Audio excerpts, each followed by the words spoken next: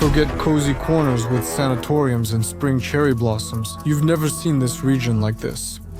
A self-proclaimed baron who keeps hundreds of people in fear and takes children into slavery. A 20-year-old guy who imagines himself as Obama fighting against Hitler. He ultimately wipes out the entire family, a terrorist attack during a parliamentary session in the war, and also a doctor who drugs his patients with sleeping pills to commit sexual assault. So this episode is about Zakarpattia. Make yourselves comfortable, dear ones, because this is terrifying.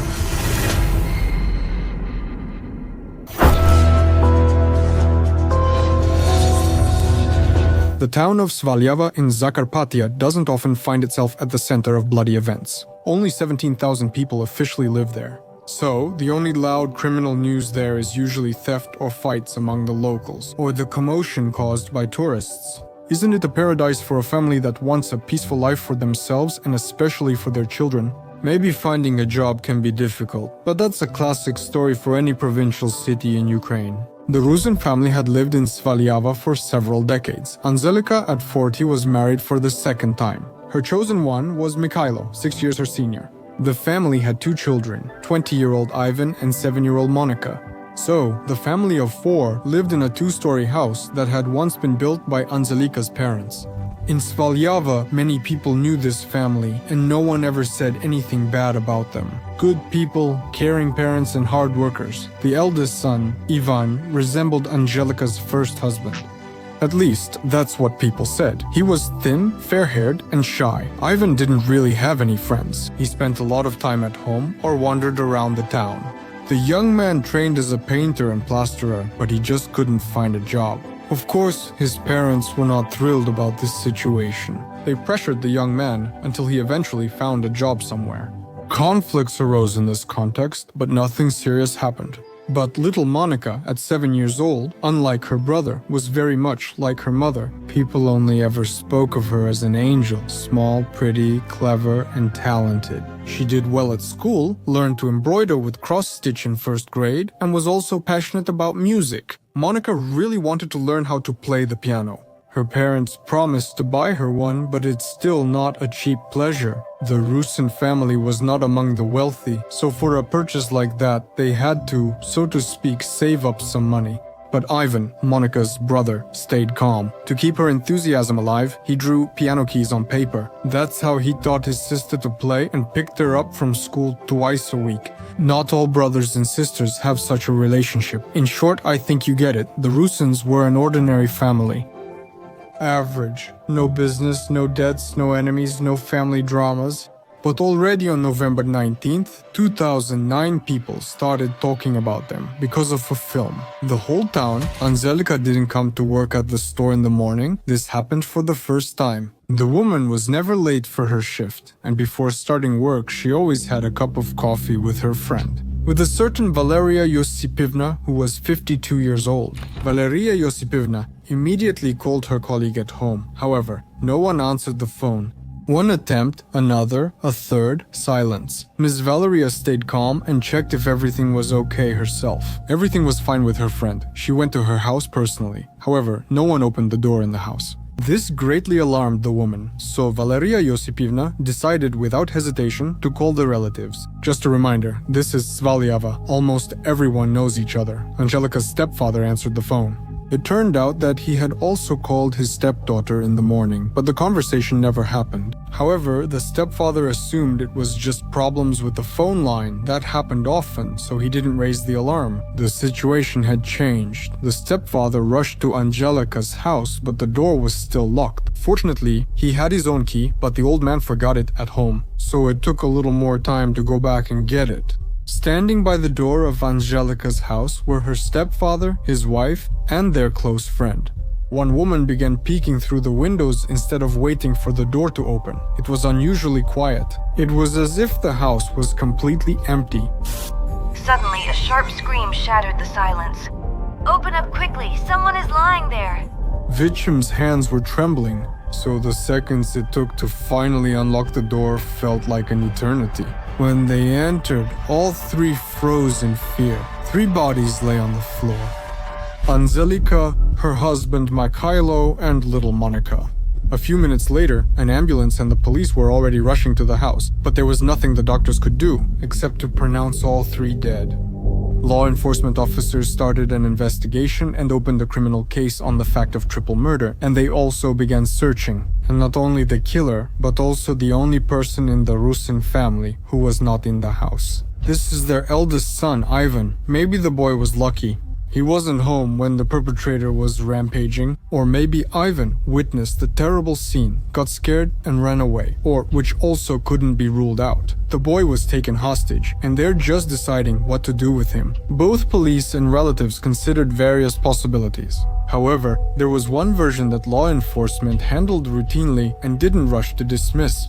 But the relatives and acquaintances were convinced. This is just nonsense, and that's it. It's impossible. I think you already know which version we're discussing. Ivan, after all, had no reason to harm his relatives. But on the other hand, the neighbors reported something rather disturbing in this regard. So, one of the men who lived nearby recalled that shortly before the incident, Mr. Mikhailo complained to him about his son. Like, Ivan is acting kind of strange. I'm worried he might have done something bad. Another neighbor, on the night the tragedy happened, heard screams and sounds of a fight coming from the Rusyns' house. However, after 5 minutes, everything went quiet, so he didn't pay much attention to it back then. The events in Uzhhorod really caused a stir. At that time, the entire police force in the town was mobilized. The district department had arrived, along with the regional Ministry of Internal Affairs chief and Zakarpattia's chief prosecutor. To solve the case, they brought in the most experienced officers from the Criminal Investigation Department and other units. To find any clue, dog handlers with service dogs also joined the search. Unfortunately, they weren't of much use. Because it was pouring rain then, there was no hope the dogs could pick up any scent. Well, it was possible, but much more difficult than in other weather conditions. The forensic experts who worked at the scene and later examined the bodies told a bit more about what exactly happened.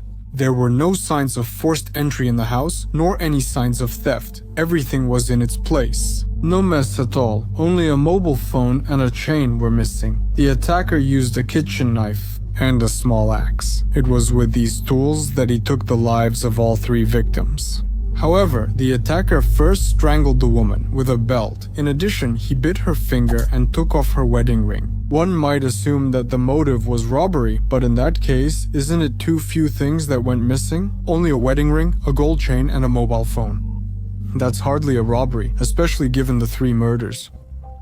Law enforcement officers were worried that the case might hit a dead end. One thing was clear, they really needed to find Ivan. After all, he could be the key person to help solve this case, and Ivan was eventually found.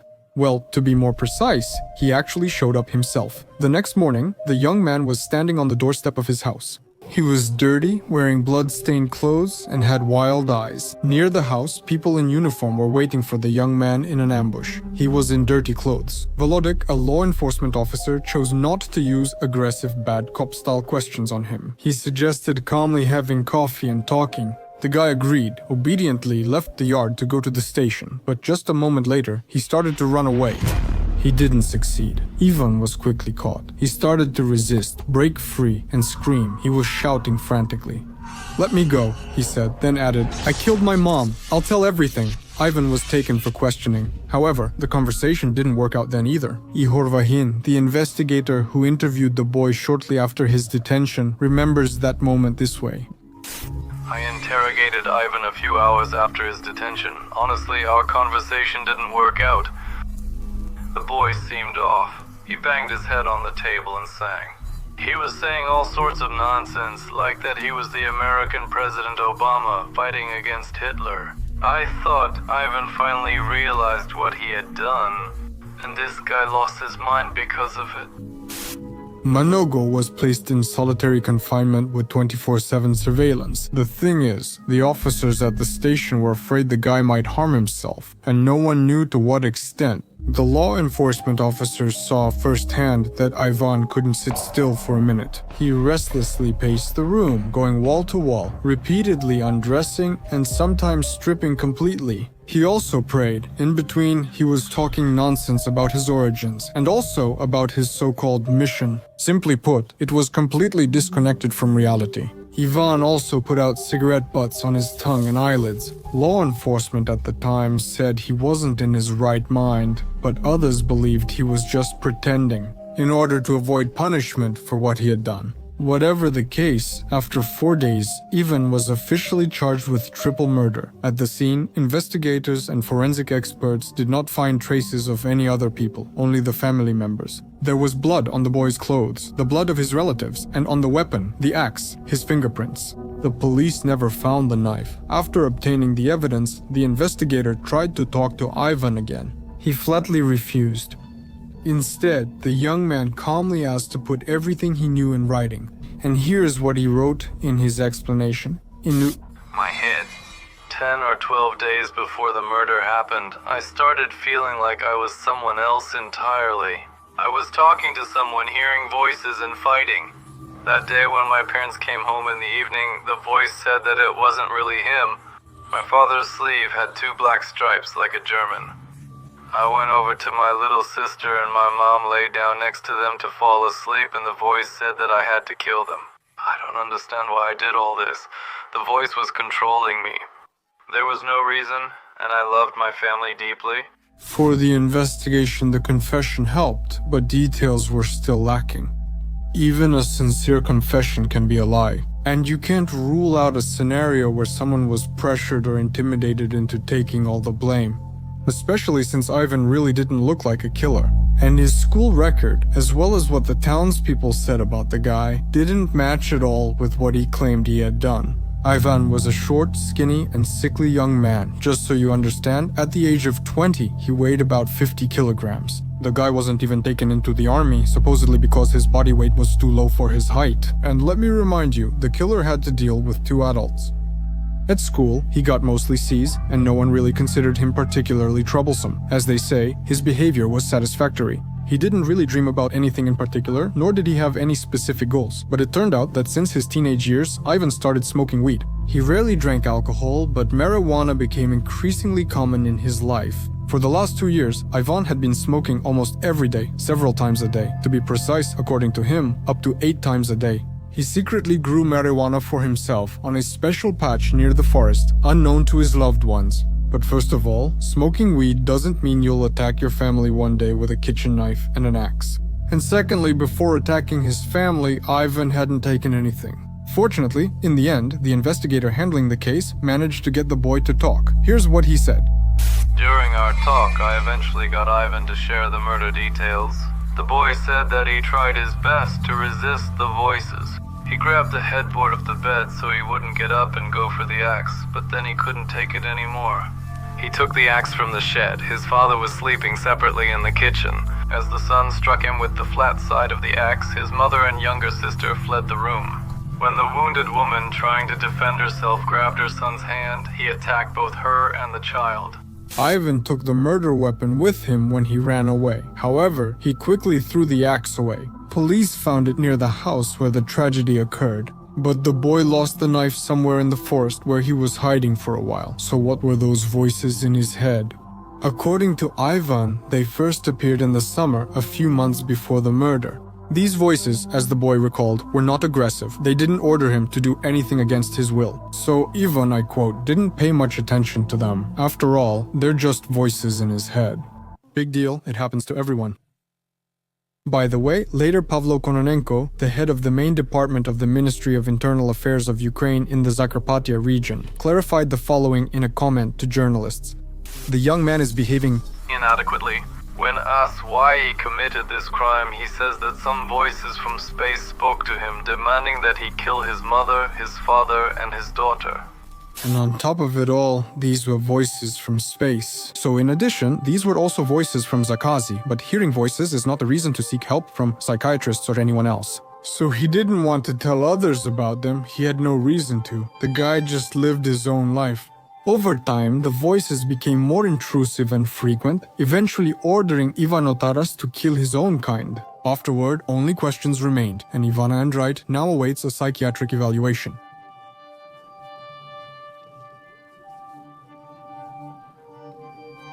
They might hear voices or just pretend to avoid jail. investigator Ihor Vahin emphasized that the guy was ready to cooperate with the investigation, and he kept asking what exactly he was facing. At first, he knew what he had done, but later he regretted it, repented, and cried often. So, in December 2009, it finally turned out that Ivan was not lying. Based on this psychiatric examination, the medical commission concluded that the boy really suffers from a chronic mental illness. He was diagnosed with a form of paranoid schizophrenia as well as hallucinatory paranoid syndrome complicated by cannabinoid addiction. With this diagnosis, hearing voices is possible. At the time of the murder, the young man genuinely didn't understand his actions or have control over them. The verdict was clear-cut. Ivan needs compulsory treatment in a psychiatric facility under strict supervision. He was found not guilty by reason of insanity, so imprisonment wasn't considered. Thank you. The next story is less bloody, but it will add some Transcarpathian, let's say, flavor to this video. After all, it's about the Roma people. So Mukachevo, October 8, 2015 around midnight. Two young Roma are returning to their camp, but they will never reach their destination. On Ivana Franka Street, the boys were caught up by a JMS car. Two men got out of it, a father and son, also Roma. An argument started between the four of them. The verbal conflict did not last long. The argument stopped as soon as one of the Roma who arrived by car pulled out a weapon. A shot, then another one. A cry of pain echoed through the night. A young Romani man was injured. He immediately fell to the ground, bleeding. Meanwhile, the shooter and his father returned to the car and flee. Minutes later, an ambulance arrived. Medics reached the wounded man while he was still alive. The boy was hospitalized. However, unfortunately, they were unable to save him. On October 9, doctors pronounced the death of 18-year-old Karl. The bullet struck the back of the head and the buttock, with the latter injuring blood vessels, arteries, and damaging the pelvic bone. Because of this, Karl lost too much blood. The boy was immediately taken to the operating table, but the injury turned out to be incompatible with life. The victim lost about 3.5 liters of blood. His heart was almost dried out.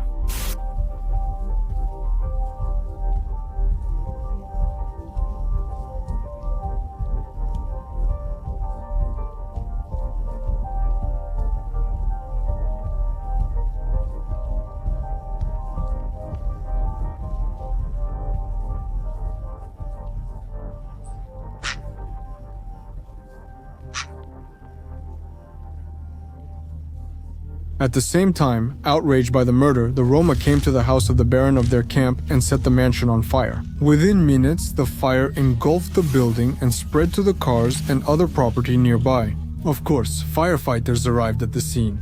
But if you believe the Transcarpathian media, the camp residents deliberately interfered with the firefighters. The specialists could only approach the house after the fire had already consumed much of it. And it was clear that it wouldn't be possible to put it out quickly. The Roma people, who were standing nearby and watching what was happening, were openly pleased. In the end, the rescuers really weren't able to finish their work quickly. The fire, of course, didn't turn the mansion into a pile of ashes, but it was already hard to call it suitable for living. The barn stable and 5 cars also burned down, a significant loss. The Rum was happy with such a result and shouted in a well-known style, "Serves him right," but in a more aggressive form, of course. Why did they do this with their Baron's property? Well, the thing is, the Baron was at the scene where the 18-year-old boy was shot. He was in the car that chased the 2 young men and kept them from getting home. The Baron himself didn't shoot the young man, however, his son did, and the father certainly wasn't against it. Actually, he encouraged his son to commit the murder. The Romani Baron, is Kalman Lakatos. Or Kalman Lakatos. In 2015, when the events I'm talking about took place, he was 53 years old. His 34-year-old son, Ola, took up arms. In Mukachevo, especially within the Roma community, everyone knew Kalman Lakatos. Some respected him, but most people rather feared and hated him. Mr. Kalman was a person who had the status of a national baron at that time. In the Roma hierarchy, this person is highly authoritative and their word is usually law. The Baron is meant to represent Roma interests and mediate with authorities and law enforcement. But in the case of Kalman Lakatos, there was one little problem. Many Roma he was meant to represent were convinced He took power through deception and made himself Baron. Honestly, no one elected him. At least they didn't vote for him. After Lakatosh took power, life became much harder for Roma camp residents. Those who weren't in his inner circle supposedly suffered from his actions, as well as the actions of his family and public officials. For example, Ivan Yonash, then a Roma member of the Mukachevo city council, shared his thoughts on the Baron.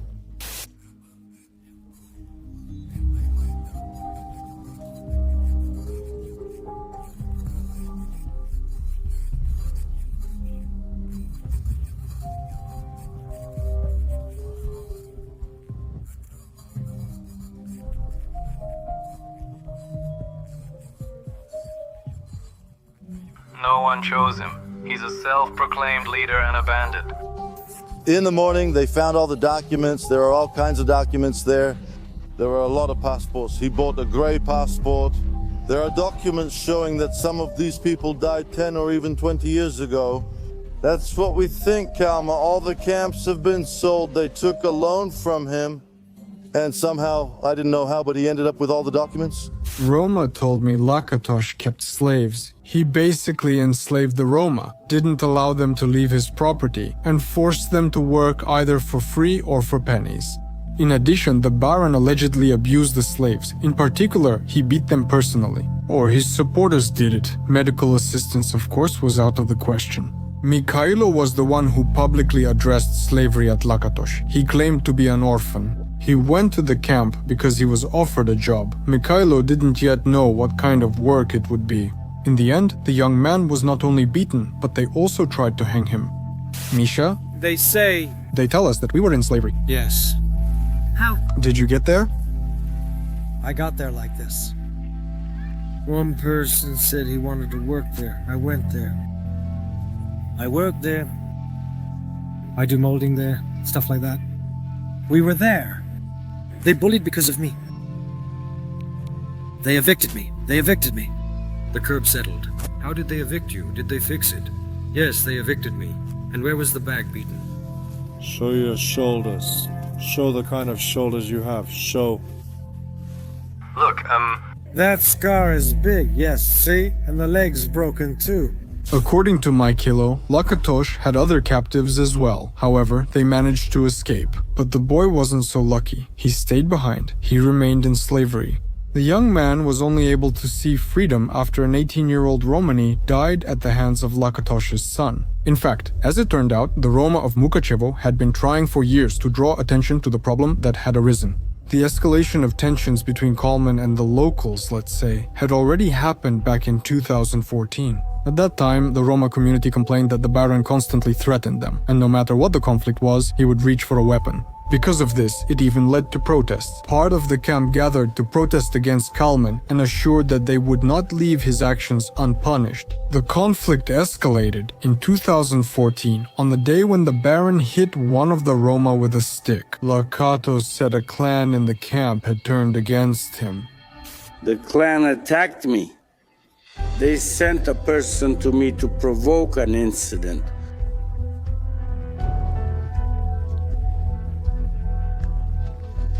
At the same time, the victim, the one who was just involved, had a different view of the situation. I say, "Why are you doing this, Kalman? What did I ever do to you?" And he started saying, "I'll kill you, I'll kill you."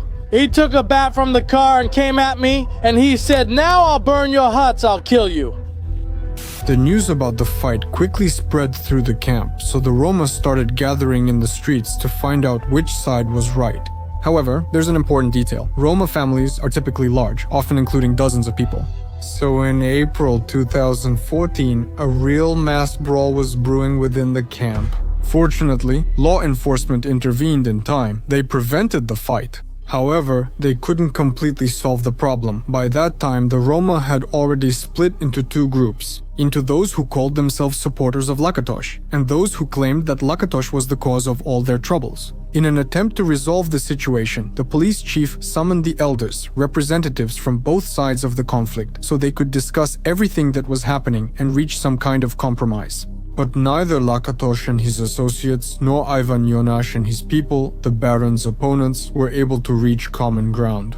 The conflict kept escalating. Molotov cocktails were thrown at the house of a Roma who wasn't on Lakatosh's side. Just so you can imagine the atmosphere, one of those cocktails shattered against the slate that covered the roof. Another one set the window frame on fire. If there had been more fires, an entire family staying in the mansion could have burned alive. I was asleep when a loud explosion woke me, and I saw fire through the window. I was afraid to leave the house because I thought someone with a weapon was already waiting for me at the door and would kill me. And in my house, I have my wife and child. The perpetrators who actually threw the Molotov cocktails into the house were not caught. Being in a car, they escaped quickly. However, Robert Teifel, the father of Zoltan, whose house was targeted with the Molotov cocktails, had no doubt that it was the work of Kalman Lakatos.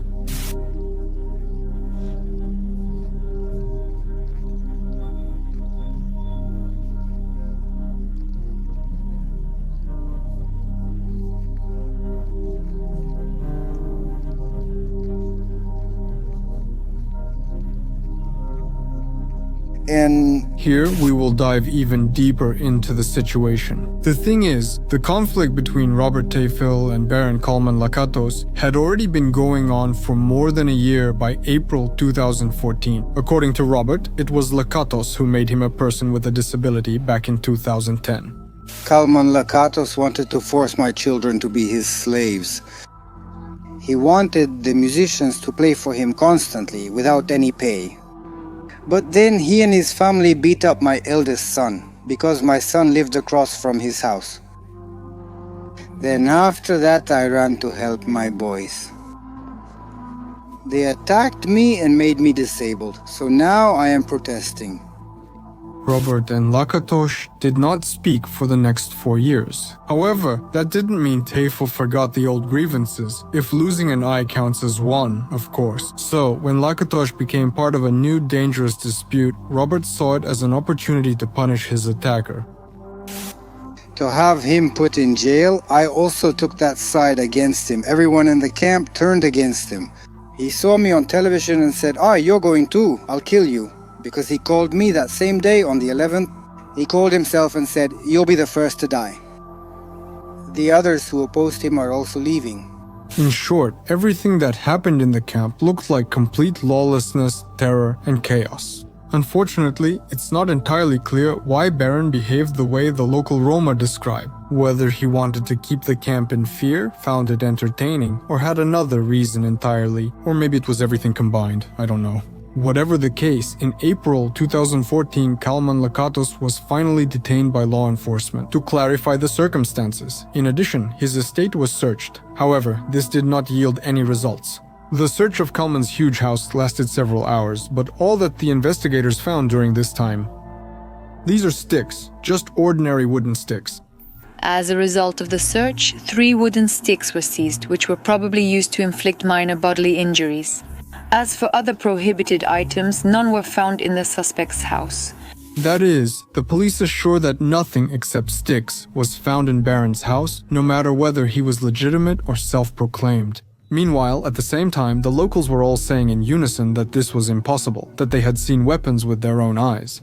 He needs to be judged, because every night he takes a pistol.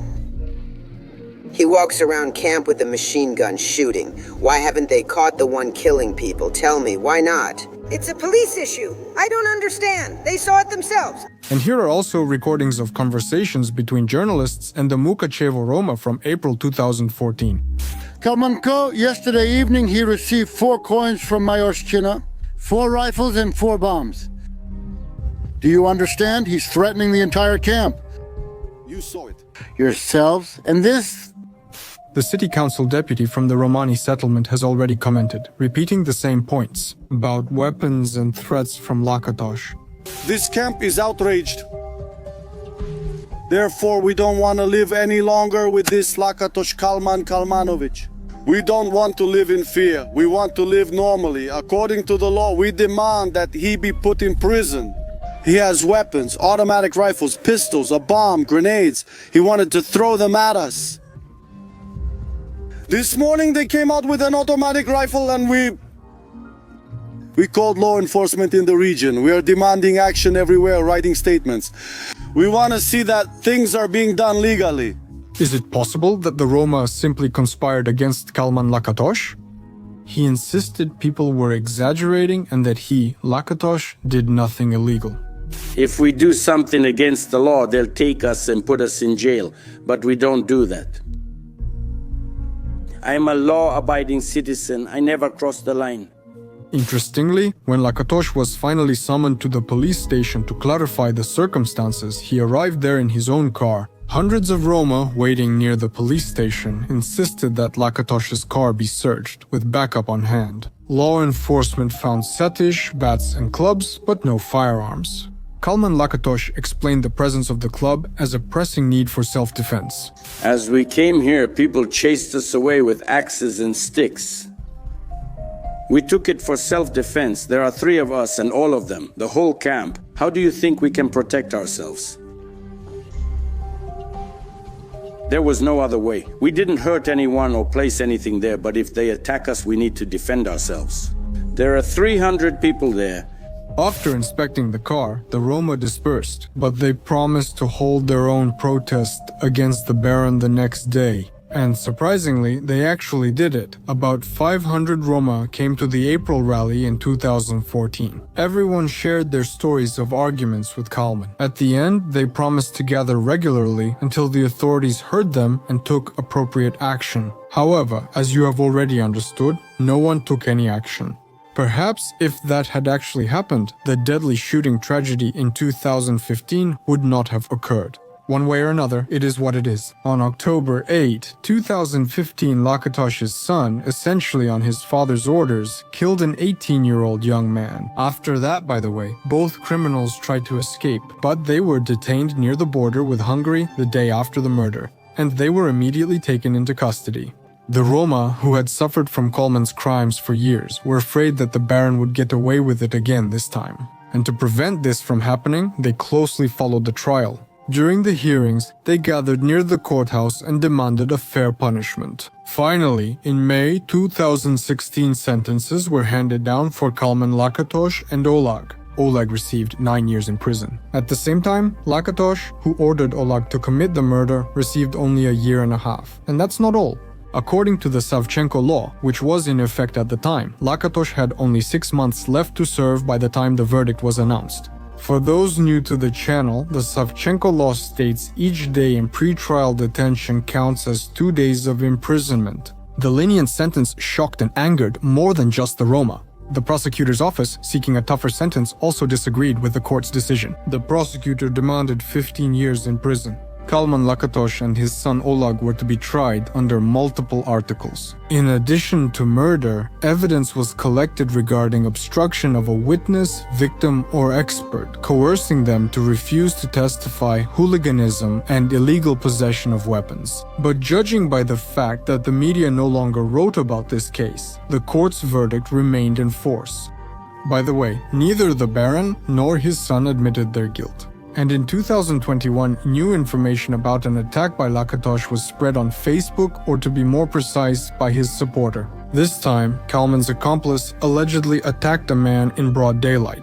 The attacker had brass knuckles on his hand and struck the man about 5 times on the head. If the released information is to be believed, the victim's skull withstood the blows, but he has a fractured forehead, a broken nose, and a torn upper lip. This case already happened and apparently never reached court, as I couldn't find any information on it. And will there be new outbreaks of conflict in the Roma camps? Well, we'll see later. For now, let's move on.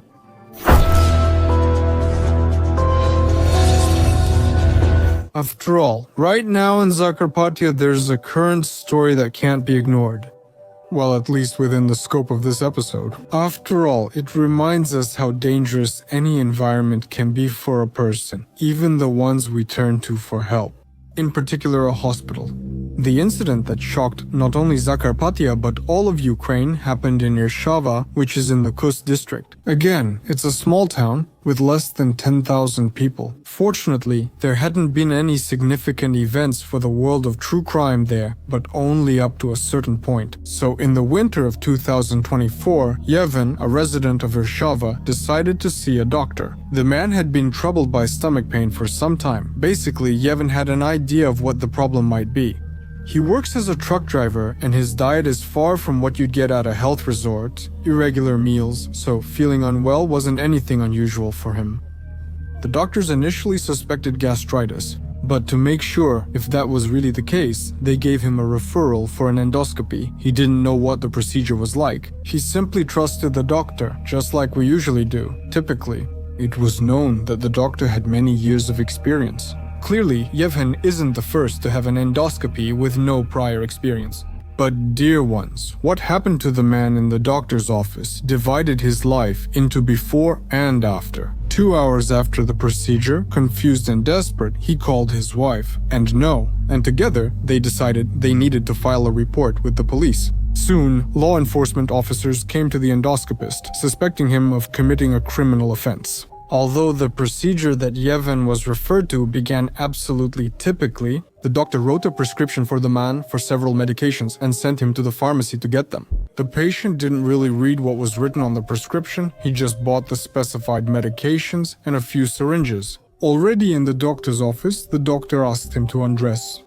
Then, even before giving the injections, the endoscopist began to examine the man. He pressed on different parts of his body, starting with his chest. Then the doctor gave 3 injections. The patient didn't know exactly what was injected, but after the shots, he felt drowsy and weak. He stayed conscious, but I have to leave because my wife is waiting. However, according to Yevhen, the doctor turned out not to be so simple-minded. He opened the door and looked for anyone in the hallway. Yevhen's wife wasn't there. Then the doctor closed the office and Yevhen was left alone with him again. In the big room, the man admitted that he was really scared at that moment. He even tried to find out from the doctor right there what had just happened. Why did he take the photos? Why was he masturbating? Yevhen got no answers. The doctor simply told him to leave. That's it, you're free. Well, what happened next? You already know. The police arrived, and eventually the doctor was taken to the station. But Yevhen's statement wasn't the only reason. The thing is, on the endoscopist's phone, the police found hundreds of files that could become a real reason for the doctor to end up behind bars. You see, the photos and videos saved on his mobile phone can be interpreted as having an intimate nature. Well, and the people shown in these photos and videos are the doctor's patients, and also at a time when they were probably under anesthesia. In this story, I am talking about the endoscopist of Irshava City Hospital, Yuri Kovac, who has been working there, dear ones, for 30 years. News of the doctor's detention quickly spread through the town. The hospital administration, meanwhile, stood up for their employee. Here is what the head told journalists about him. Of the district hospital, Serhiy Karaslov. In the chief doctor's opinion, neither Kovac nor anyone else could have done something like that within the hospital, because everything can be heard there. God forbid, if someone screams, the police will be called. Even a sparrow would wake up here without memory.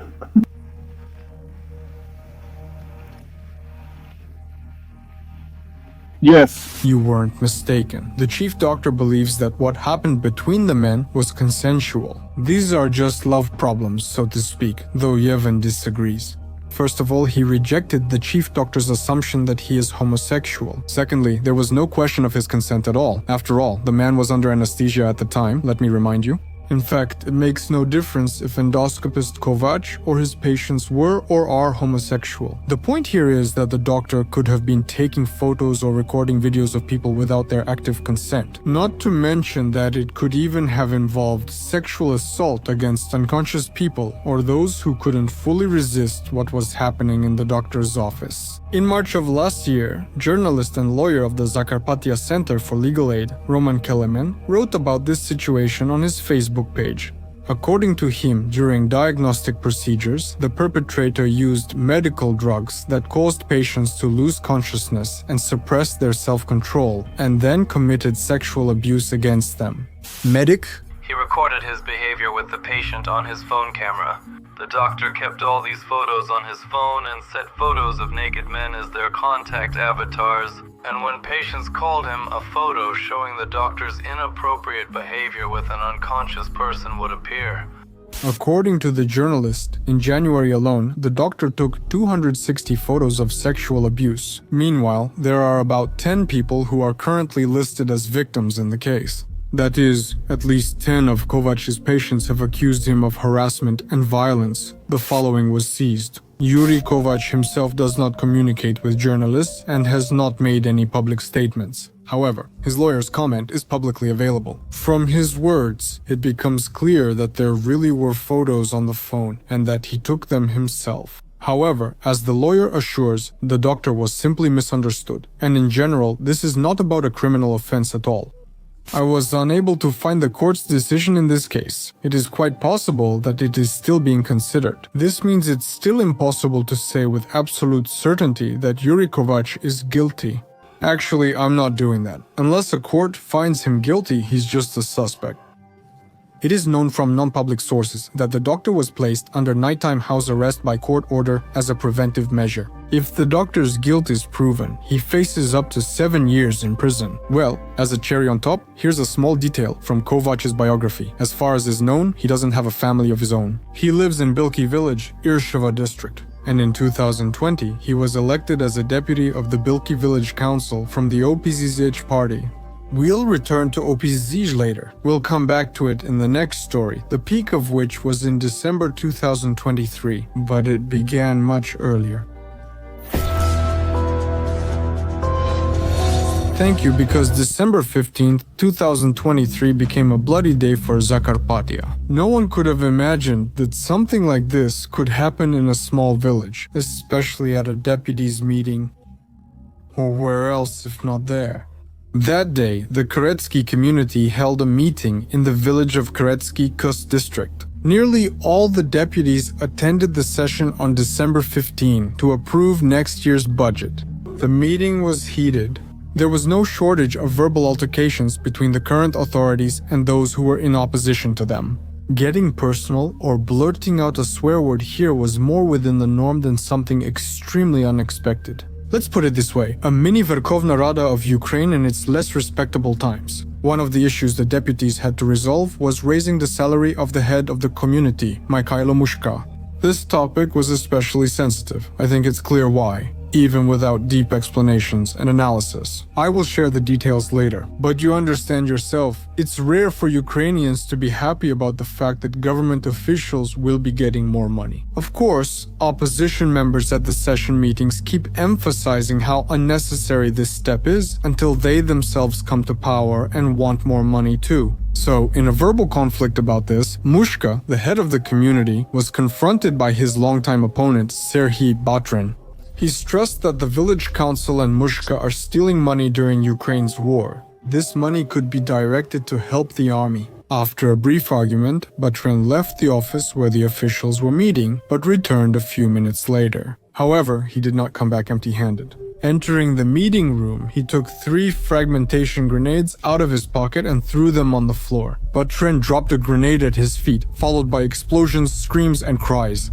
The hall where it all happened was destroyed, and the walls and floors in the corridors were covered in blood. 26 people were injured by the grenade explosions. All were hospitalized immediately, 6 in serious condition, including Batrin, the bomber. He was almost immediately charged with terrorism and was predicted to face at least 15 years in prison. However, the potential punishment became much more serious when bad news came from the hospital. So, on December 16, the day after the explosion, 55-year-old deputy Victor Priadilya died in the hospital. On January 15, a month after the tragedy, Savchuk died in intensive care from injuries sustained in the grenade explosion. 47-year-old deputy Miroslav Nitka. Since then, there has been more serious talk that the perpetrator could face a life sentence for his actions. At the same time, discussions began. Who exactly is this Batrin? Is he simply a criminal who killed innocent people for his own interests? Or is he still the principal deputy defending justice? Is ready to take even extreme measures? Well, let's look into the context to better understand the situation. In 2020, Serhiy Batrin is 54 years old. As a young man, he loved soccer and played on the field himself. But as he got older, he gave it up and started working in transportation, although he still supported the development of this sport in his homeland. Like many other residents of that region, Batrin received a residence permit in the Czech Republic. In fact, that's where he transported people and cargo. There were rumors that he smuggled goods to Europe, but whether that's true or just speculation, the identity of his ill-wishers is unknown. Still, Batrin eventually married. The couple had a daughter. Later, the family moved to the Czech Republic, but Batran began splitting his time between the two countries. He frequently traveled from Kushnitsia in Zakarpattia abroad and returned. He returned partly because he owned a business in transportation, also because his elderly mother remained in the village and needed care. Of course, since he was a local councilman, in 2020, Batrena was elected to the Keretsky village council from the Servant of the People party.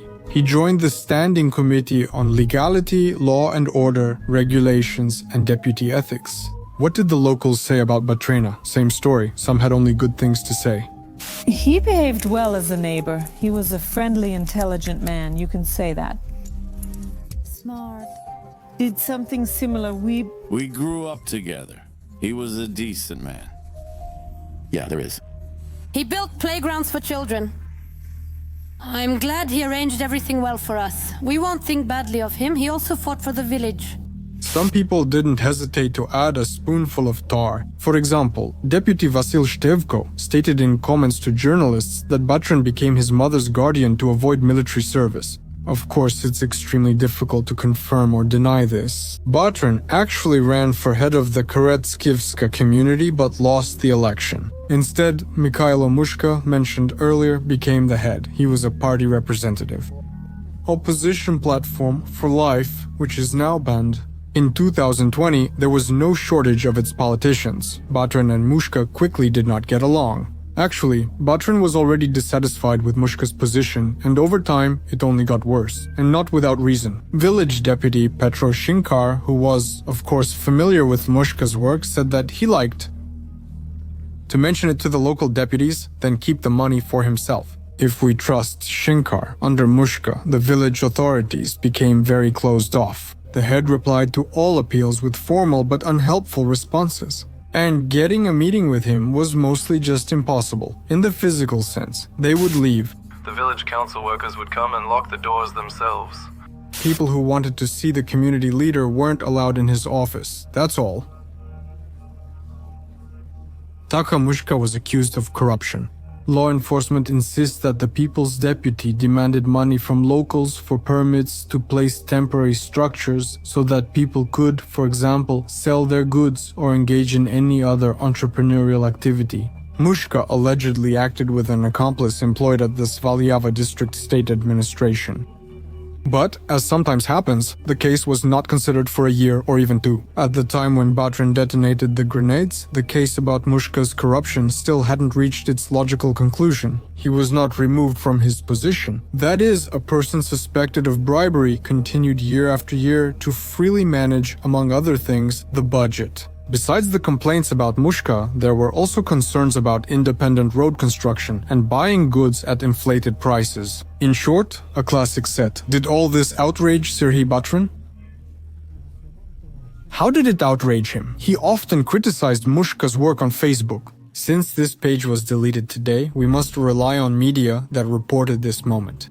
Mr. Batran thus became a true opposition to Mushka. It was Batran who organized the group's initiative against Mushka. Alongside like-minded people, he opposed building a hydroelectric power station on the low-water mountain rivers.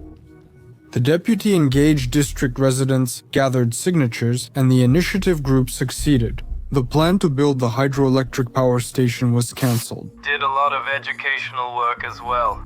He reported violations and appealed to the State Bureau of Investigation, Police, and the Security Service of Ukraine. It never led to anything. But it was still important work, even for the deputies. At least they started to understand something about their rights, because people in the village often don't know this. The confrontation between some of the deputies and the head of the community, Mushka, reached the point where the Zakarpattia Regional State Administration paid attention to the situation. In December 2023, the head of the region invited Mushka, Batran, and several other elected officials to a joint meeting. It was agreed that Mushka would appoint a secretary of the village executive committee to help establish communication and cooperation with the village community deputies. I think no one will be surprised that Serhiy Batran, the future saboteur, wanted to take this position. However, in the end, he was not chosen. The level of tension clearly did not decrease until that very tragic meeting of the deputies. Quite the opposite. By the day of the incident, Serhiy Batran, according to the investigation, had been preparing in advance. In order to acquire live grenades, he turned to people from criminal circles with whom he had previously established connections. Then the man hid them in his apartment. Before going to the session hall, Batrin wrote a suicide note. According to Ivan Byhivsky, the head of the National Police of Ukraine, the note found at the home of the deputy bomber mentioned the name of Mikhailo Mushka. He wrote something like, worse, mentioned the Keretsky territorial community head, made a pun on his last name, and admitted wanting to remove him and the deputies from the community. The note itself was never shown to the public. However, interestingly, law enforcement officers mentioned only one note. But Batrin's cousin Dimitro claimed that he had two more. The caretaker of the bomber's mother found the first one in the house and gave it to the relatives. How did law enforcement miss or overlook these two notes during the search? That's the question. Batrin's brother showed what was written to the journalists. That's how it became public knowledge. Actually, these are two notes on a single sheet, written on both sides. One is a poem where Serhiy Batrin says goodbye. The last day of my life, I shout to this day in paradise, I couldn't have lived better. Why should I go on living? When there's a war all around, one in the east, another at home, they steal, laugh, and shout. I know exactly what will happen next. I must take a step that only I can take on. In another one, the names and surnames of people who owed money to Batrin were written down. There were few surnames listed, and the amounts, like $2,300 for car repairs, weren't huge. Notably, Dimitro, who is Batrin's brother, didn't show these notes to the guards because he thought that if they were interested in these records, they would have definitely found them during the search. Well, whatever the case, after leaving his farewell notes, Serhiy Batrin headed to the session hall, where almost 30 people were already seated. Interestingly, Batrin did not invite the initiative group members who had long worked with him for community improvements to the session. Although they had almost always been present before, not inviting them to a meeting where the budget would be discussed was, at the very least, strange. But if Batrin really planned everything, then maybe he just didn't want his associates to get hurt. By the way, when discussing this case, people often focus on the fact that for Batrin, the last straw was the vote to raise the salary of the head and the community, Mushka. However, Deputy Vasil Shtevko, who was present at the meeting, says that Batrin detonated the grenades even before this issue was put to a vote. According to Shtevko, the deputies were already against it, so it's unlikely that this decision would have been approved. Therefore, there was simply no point in detonating the grenades, but in general, Shtevko was critical of Batrin. He left a note at home before the session. But it's not just a note, it's 3 whole pages. He wrote about being tired of injustice and not being heard. But really, no one wanted to listen to him anymore because he had annoyed everyone. To be fair, Shtevko was one of those who suffered greatly during the grenade explosion. The man lost his limbs in an accident before the full-scale invasion. But even despite this, he volunteered to go to the front, hiding from the local territorial center the fact that he moves on 2 prosthetic legs. He was a driver in a brigade unit in the Zaporizhzhia direction. Later, health issues led to his reassignment to the rear, where he became a driver for a brigade unit in Zakarpattia. So, the grenades in the session hall were thrown, in particular right at him, at Shtevko. The explosion severely damaged his prosthetics, and because of diabetes, his wounds took an extremely long time to heal. Shtevko said that he didn't expect anything like this from Batrin and is extremely negative toward those who, I quote, are trying to make him out to be a people's avenger. No one could have even imagined that it would come to this. You saw that he was up to something, but no one would have ever thought about grenades in the village council. This is worse than in a war. There you know who the enemy is, who to watch for, and what to expect. No one expected anything like this here, that's why he's worse than a racist. If you have complaints about the boss, go talk to him, but throwing grenades at people's feet, think about the others, anyone can lose their temper. There are all kinds of situations, but a person's life is the most important thing. Especially now when people die daily due to actions of the enemy. The question of how to assess the actions of the saboteur has really become a matter of debate. After all, despite the fact that the grenade explosion led to injuries and deaths, quite a few people understood the deputy's actions. Some even said that this is exactly how an elected official who truly cares about the fate of his region should act. And the deputy's oath Just words. But the court saw things much more clearly. The verdict in the case of the grenade explosion in the session hall was delivered in November 2024. The court found the man guilty under 2 articles of the Criminal Code of Ukraine: a terrorist act causing loss of life and the illegal possession, storage, and acquisition of explosive devices. Serhiy Batrin was sentenced to life for his actions. Attention. Thank you. Have you heard anything about the village of Verkhni Vorota? I bet that before 2021 it was very unlikely, but of course it's possible. It never made it into news stories on national channels. Top-level officials or law enforcement never came here. Let's be honest, almost no one knew about Verkhni Vorota, but there's a reason I used the past tense. On September 14, 2021, law enforcement officers knocked on the door of one of the houses in Verkhni Vorota. And the very next day, media across the country, from local to national, were talking about only one top story, namely about how 3 teenagers sexually abused their friend, neighbor, and classmate. They recorded all of this on video and then shared it on social media so that the whole village would see what they did. How could this happen? 14-year-old Valeria lived and studied in Verkhni Vorota. The girl's family was completely ordinary. Decent, hard-working people, which of course is always noted in rural areas. Well off, but not wealthy. Well off. The girl was mainly raised by her grandmother, as her mother worked abroad and her father was often away for work. What can I say about Valeria? Nothing bad. She was a typical, quiet, calm teenager who attended school diligently and wasn't confrontational. In her free time, she helped her grandmother at home or spent time with friends. What kind of friends? Different ones, but among others, she could spend time with 3 boys, 15-year-old twin brothers, Vladislav and Rostislav, and their 14-year-old friend, Mikhailo. Their friend is 14, and the boys are in 10th grade at the same school, so they're nearly the same age. Moreover, all 4 of them lived on the same street, so why wouldn't they hang out together? Mrs. Maria, the girl's grandmother, had no objections. They would go for walks, hang out, play ball together, talk and play games. She had a friendly relationship with him. I would have never thought that they could do something like that. Saying do something like that is an understatement. On August 24th, during summer break, the boys invited Valeria over.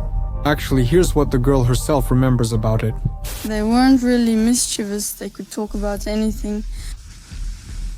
And they started talking about something like that. I thought, like, whatever. I didn't even really pay attention to it, since they always like to talk about things like that.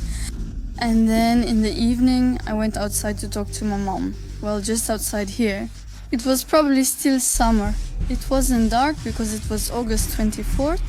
Then in the evening, Tronovich wrote to me, come outside, they'll untangle you. Not suspecting anything bad, Valeria calmly went to her friends. She probably thought they would sit, talk, laugh. As always, they'd hang out and then everyone would go home. But it turned out completely differently. Unexpectedly for the girl, one of the twins carried her to the basement, and there, Valeria was hit.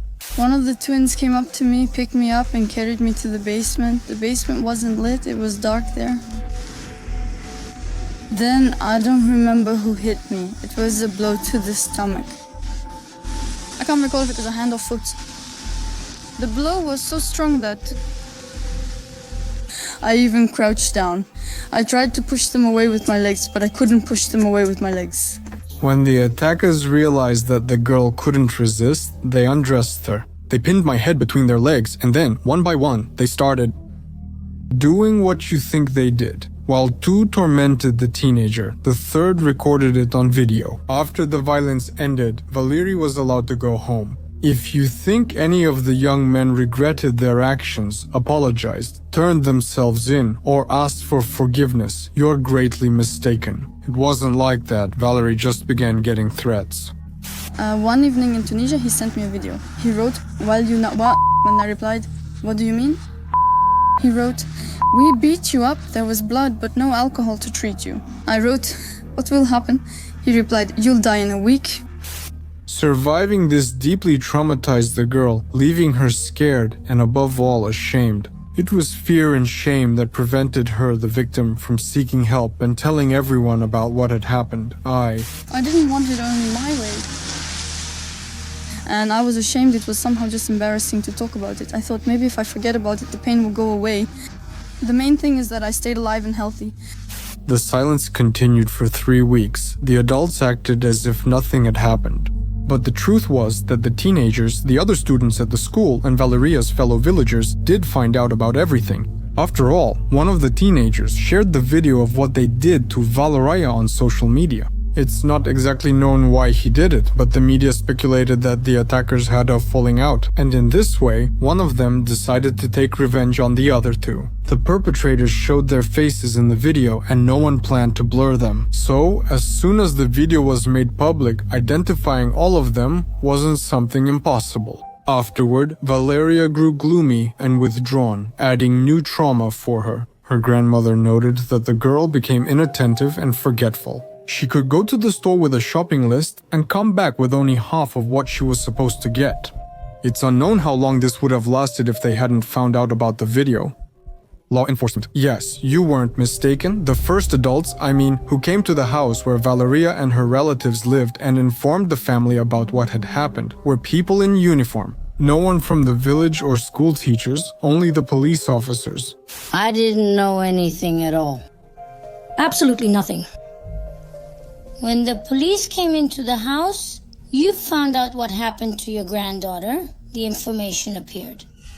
From the internet, they posted it online so the whole village saw. I have a simple phone. I didn't see anything on it because I don't use it like that. Everyone kept quiet. No one didn't tell you? No, not until the police arrived.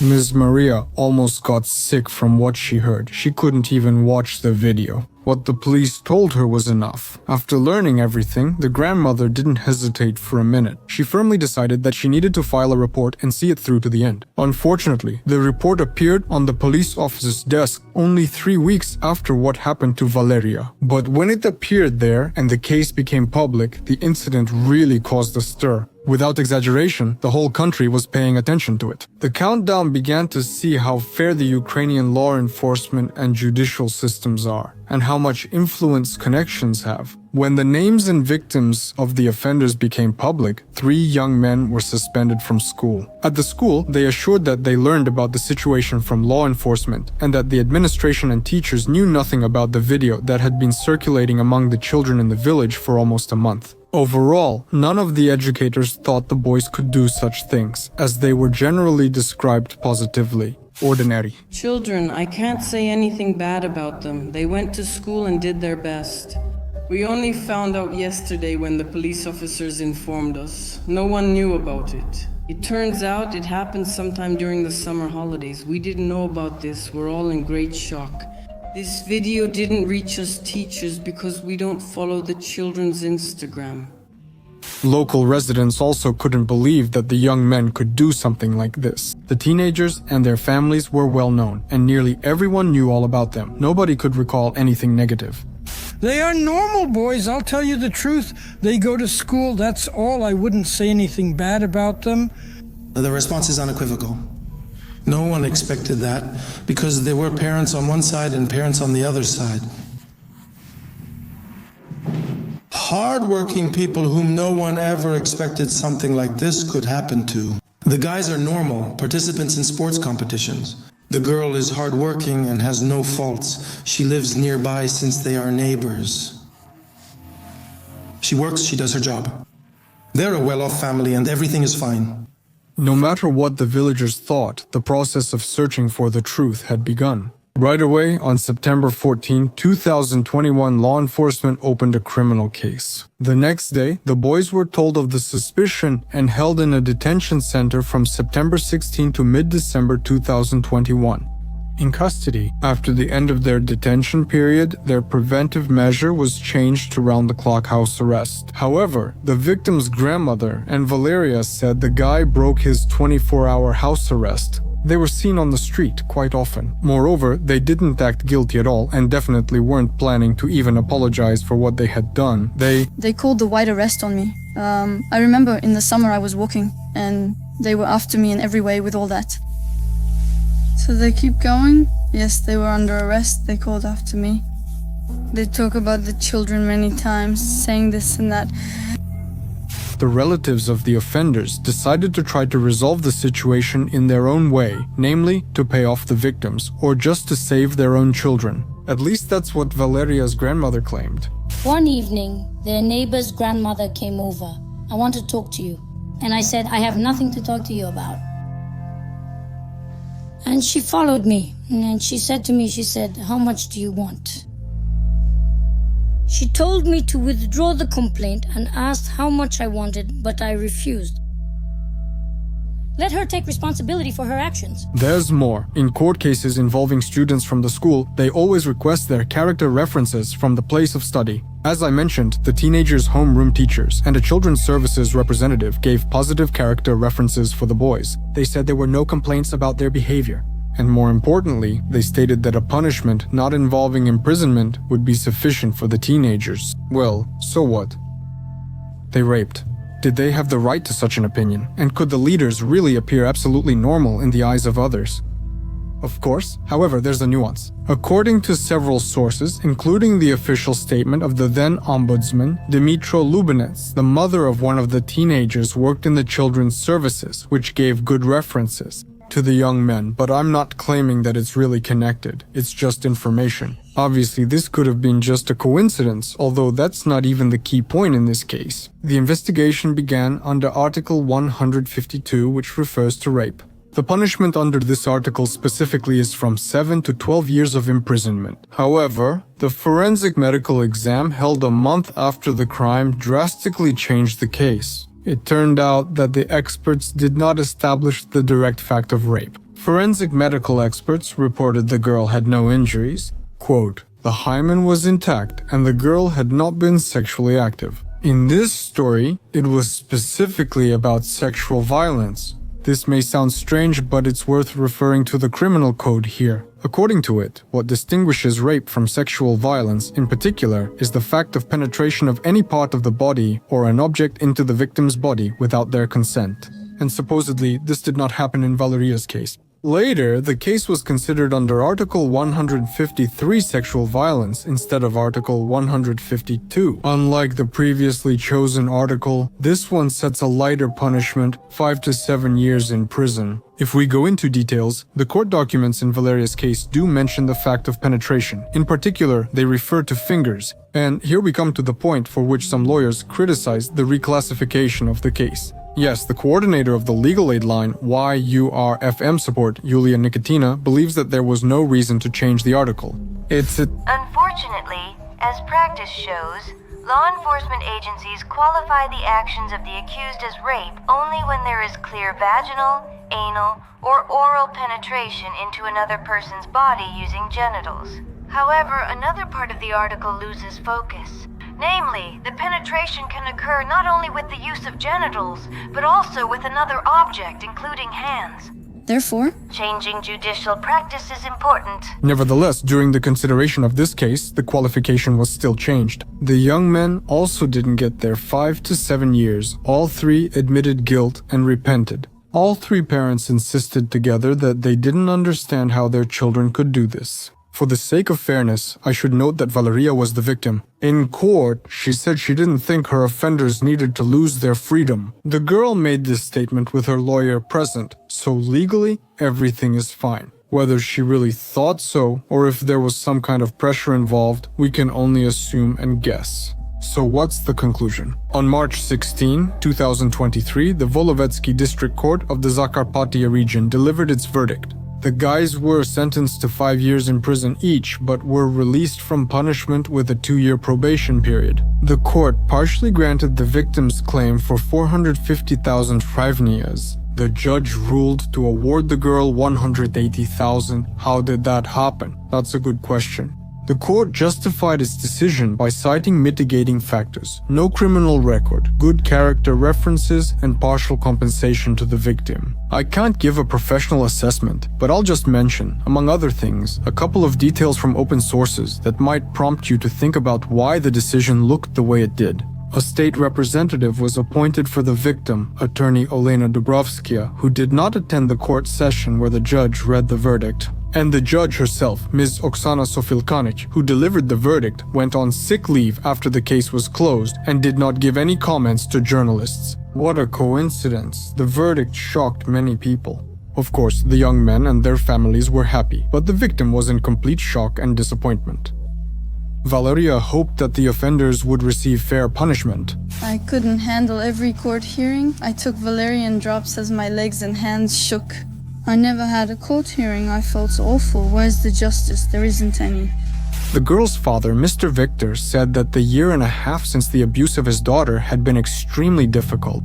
The examinations, interrogations, and hearings were tough on the family, and the verdict was shocking and outrageous. But I didn't emphasize several times for nothing that this case became high profile. Lawyer and legal firm founder Miller Masinayem said he is prepared to gather lawyers to defend the girl and file an appeal. And television host Masha Yefrosinina found a psychologist for the victim, who helped her cope with what happened to her. The Human Rights Commissioner also vowed to thoroughly review the judges' and prosecutors' actions and send letters to the High Council of Justice, Prosecutor General, Qualification and Disciplinary Commission, and prosecutors. Additionally, to analyze local child protection service activities.